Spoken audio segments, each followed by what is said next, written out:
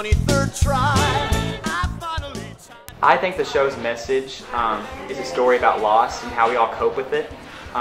Cindy Scully, the director, kind of taught us about that and kind of helped mold that into what it is, the show you see today.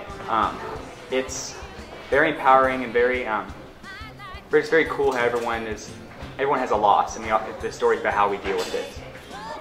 I get a message of, basically standing up for what you believe in. If you believe in, your religion, then voice your opinion and express how you feel about that. If you have a strong opinion about, anything going on in the world, that's what the feeling that I got from the play is that if you feel strongly about something, express how you feel about it. Don't hold back and be afraid to speak up for others and for yourself. Don't be a pushover, just stand up for yourself. And that's honestly how I feel about it. I think the message of this particular production of Footloose is that there's redemption available for everybody, that you may lose somebody or something, but if you'll allow yourself to move on with your life, then things can get better, but you have to let go of what was in the past.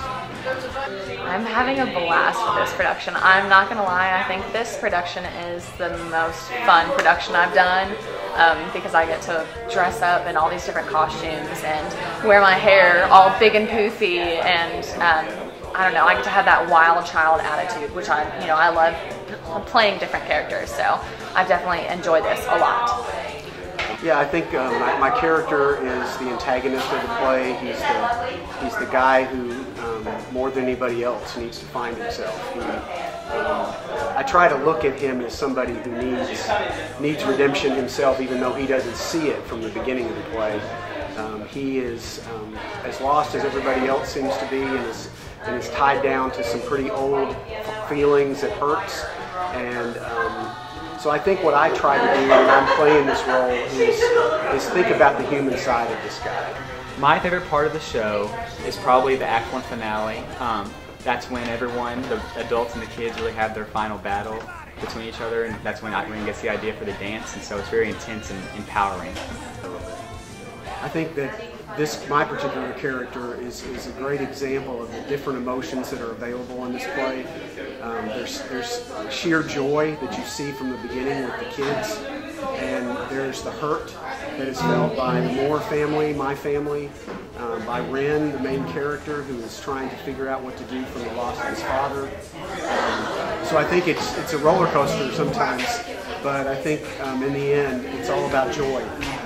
That's the thing that brings us all back together. Ariel is somewhat similar to me in qualities, I guess you could say.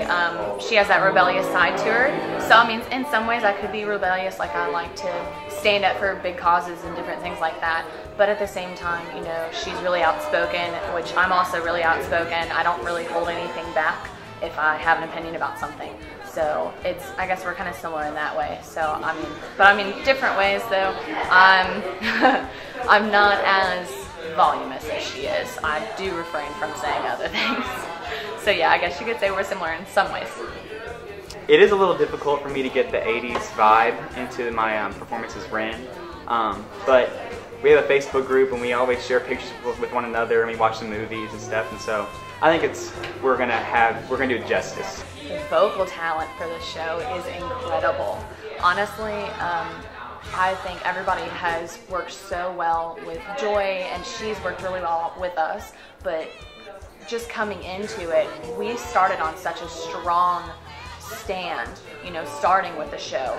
Already incredible vocalists in the show, multiple people, and then throughout the show we've built them up, and we've even helped with vocal technique, which is awesome. And I'm a big advocate for that because I'll be an educator one day, so I love the fact that we're progressing larger and larger, and that there's so many talented people in this cast. It's awesome.